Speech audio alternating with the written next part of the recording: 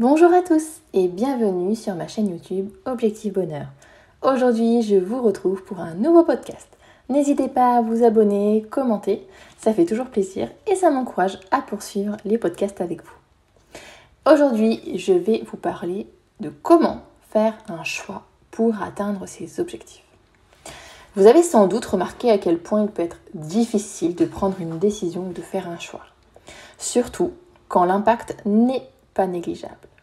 Alors, que ce soit un choix de vie personnelle, professionnelle, il y a des questions inévitables à vous poser pour prendre cette décision de manière la plus éclairée possible. Et je vais donc vous proposer 6 techniques dans ce podcast. Allez, c'est parti. D'abord, il faut garder vos objectifs en vue. Alors pour moi, j'ai un super outil, c'est le tableau de visualisation où en fait je mets tous mes projets, tous mes rêves, tous mes objectifs et ça me permet d'avoir finalement mon leitmotiv au quotidien. Si vous n'avez pas fait ça, vous pouvez tout à fait noter ce qui vous fait envie, vos rêves, vos passions, ce à quoi vous avez envie de vous consacrer.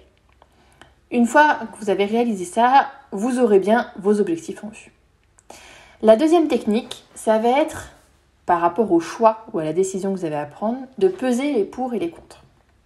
Alors par exemple, si c'est professionnel, le pour, ça peut être des horaires flexibles. Le contre, ça peut être peut-être un travail un peu plus ennuyeux que ce que vous faites aujourd'hui. Mais si ça vous permet d'atteindre vos objectifs, la question se pose. Et du coup, le fait de lister tous les pour et tous les contre, certainement qu'à un moment donné, vous allez réussir à avoir peut-être plus de pour ou plus de contre et ça vous aidera à prendre votre décision. Troisième technique, ça va être de faire confiance à votre intuition. Alors, on ressent tous quelque chose quand on doit prendre une décision, quelque chose qui nous... Voilà, c'est au fond de soi, c'est plus fort que soi et on se dit bon, ok, je le sens comme ça. L'intuition, c'est quelque chose vraiment qui nous transcende et qui est un guide en fait. Alors parfois on peut se tromper, bien sûr c'est le risque, mais votre intuition, il faut lui faire confiance. Et plus vous allez apprendre à lui faire confiance, et plus finalement vous prendrez vos décisions facilement. Parce qu'en fait, l'intuition c'est aussi ce qui vous permet de vous connaître, et plus vous allez vous connaître, et plus vous allez prendre des décisions éclairées. Quatrième technique, ça va être de consulter vos amis, votre famille, ça peut être vos collègues, vos managers, qui auront forcément un avis. Bien sûr que c'est juste une consultation. Ce n'est pas aux autres de prendre des décisions et de faire des choix pour que vous puissiez atteindre vos objectifs. Cependant, on dit que les amis, la famille, votre entourage est toujours de bons conseils. Et du coup, il y aura des conseils à prendre et des conseils à laisser. Mais je suis persuadée que quand quelqu'un va vous donner un conseil, par exemple, le conseil, ça peut être « sépare-toi de ton conjoint », eh bien, vous allez vous dire « c'est vrai qu'aujourd'hui, il ne m'apporte pas tout à fait satisfaction, on a beaucoup de désaccords, on ne voit pas la vie dans la durée, on n'a pas la même perception de la vie dans la durée. » Donc voilà, ça peut être des points de divergence. Ou à côté de ça, vous pouvez vous dire « non ».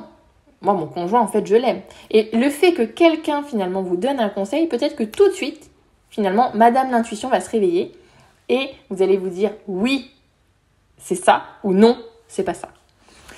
Donc, c'est toujours intéressant de consulter votre entourage. Cinquième technique, ça va être de prévoir un plan B. Quand vous allez faire un choix ou prendre une décision, finalement, parfois on n'arrive pas à prendre cette décision et on a besoin un peu d'un filet de secours et de se dire « ok, je prends cette décision aujourd'hui, mais si jamais il y a un couac, j'ai un plan B. » On reprend l'exemple, si c'est professionnel, vous choisissez un poste où vous avez un peu un doute finalement et vous n'êtes pas sûr de vous. Bon, ok, je le prends. Par contre, c'est quoi mon plan B ? Est-ce que c'est trouver un poste dans une autre entreprise ? Est-ce que, je sais pas, moi, c'est de prendre un 80% et de se dire, bon, bah, l'impact sera un peu moins lourd de conséquences. Voilà, il y a plein de choses à envisager. Si c'est personnel, je sais pas, vous vous séparez de votre conjoint, voilà, selon comment ça se passe, on peut toujours revenir en arrière. S'il y a de l'amour, clairement, moi, j'ai vu plein de couples se séparer 2-3 mois et puis se remettre ensemble ensuite, parce qu'ils avaient besoin d'un break. Voilà, il y a toujours un plan B. Donc, ne vous inquiétez pas, il y a une solution, vous en trouverez une. Même si vous ne l'avez pas dans l'immédiat, quand vous prenez votre décision et que vous faites votre choix, finalement, vous verrez que petit à petit, vous trouverez, quoi qu'il arrive, une solution, un plan B dans le temps. 6e et dernière technique, c'est qu'il faut savoir et se rappeler au quotidien que rien n'est irréversible.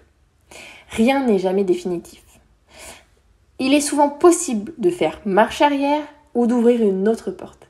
Alors lancez-vous, sinon vous n'atteindrez jamais vos objectifs, vous ne réaliserez jamais vos rêves si à un moment donné vous ne faites pas de choix difficiles ou vous ne prenez pas de décisions qui vous font hésiter.